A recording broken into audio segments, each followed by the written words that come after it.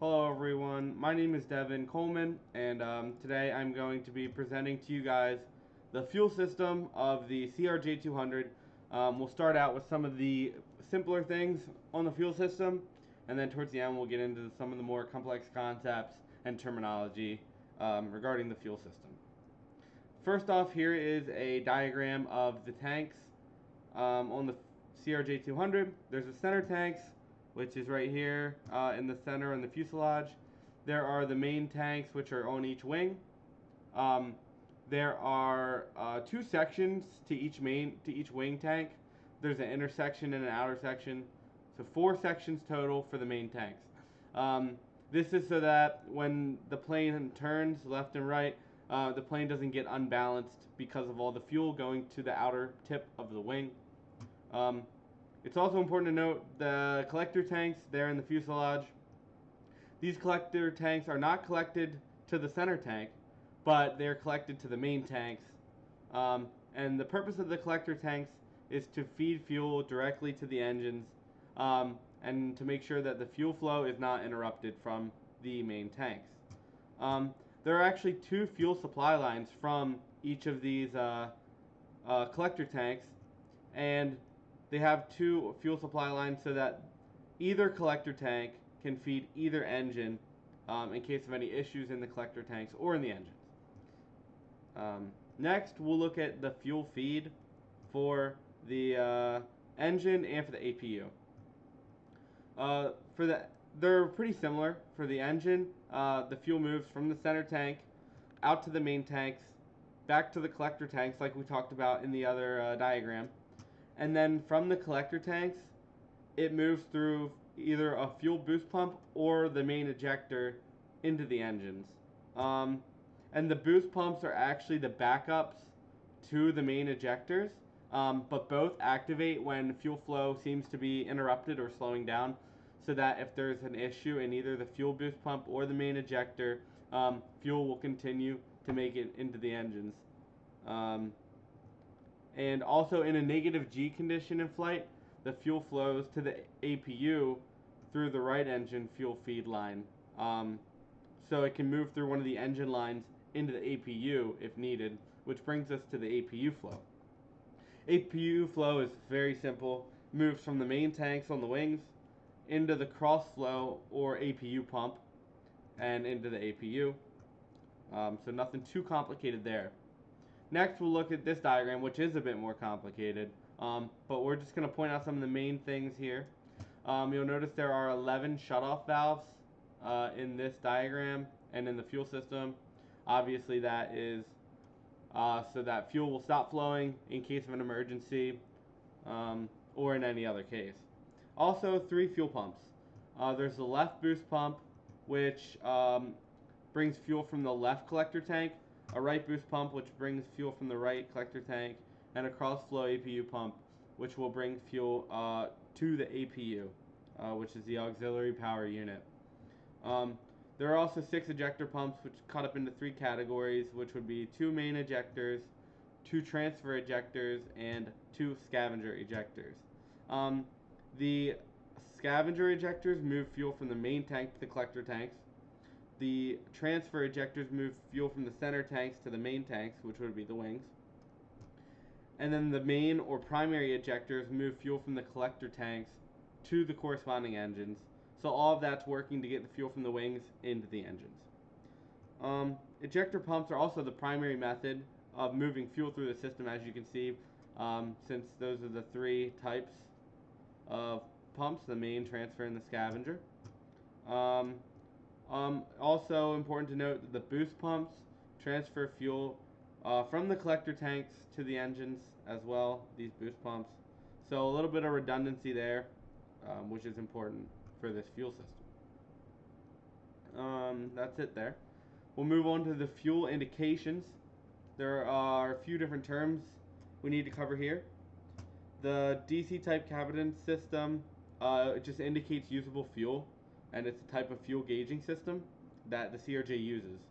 There's also fuel quantity probes, 6 in each wing, and then 3 in the center tank to help us get an accurate reading on fuel. There's the compensator units. There's one of these in each tank, each wing tank, and they provide the fuel system computer with fuel quantity information as well, so some more redundancy.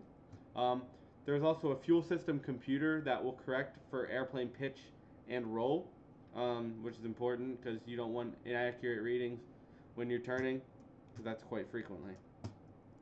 Um, Column 2 here has the MLI and the fuel temperature indicator. The magnetic level indicator is for indicating fuel on the ground, and there are 2 MLIs under the wings in each main tank and 1 under the center tank in the fuselage.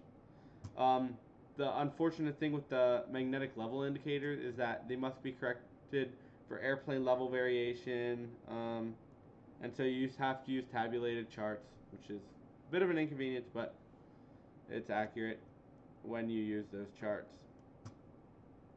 And that's about all we have here. There's also the fuel temperature indicator, which is pretty straightforward. It indicates the temperature of the fuel in the left wing tank to make sure that the fuel is not too hot or too cold. It's a safety precaution there. Next, we'll look at the fuel storage. Also a fairly simple topic, but very important. There are 2 main tanks, each of which carry approximately 4,700 pounds of fuel in each. There's the center tank, which is also called the auxiliary tank, and this tank holds 5,000 pounds. Also important to note that the tank is pressurized in 3 ways, all of them working in unison to pressurize the tank. There's an atmospheric vent, which brings in the atmospheric pressure. There is an NACA scoop pressurization on the lower surface of each wing. And there's a climb vent, and the climb vent provides ventilation when the airplane is in a nose-up attitude. This NACA vent that we talked about also provides positive pressure on the fuel tanks, so that's important to know. And then lastly, just noting that all this fuel here adds up to 14,500 pounds, which is a lot of fuel, but these jet engines do burn a fair amount of fuel, so that's something to note. Next, we'll look at the dual channel fuel system computer, and we just want to touch on what this fuel system computer actually does. It monitors and gives indications on indicated fuel quantity, the fuel balance, the fuel feed, refueling on the ground, defueling when you're in the air, and it also detects faults, and it'll give you a fault code on the EICAS, which is the engine indications and crew enunciation system. And it gives visual and oral messages and displays fault codes, which is important. There's also the fuel transferring concept. It's necessary to maintain balance. There's 2 methods: gravity balance lines and cross-flow APU pumps. So they can be pilot controlled, or the cross-flow APU pump can be pilot controlled or automatic, but the gravity balance lines can only be pilot controlled. There's an automatic fuel cross-flow, and that occurs and activates when there's a 200-pound difference between the main tanks, but stops when the main tanks are within 50 pounds.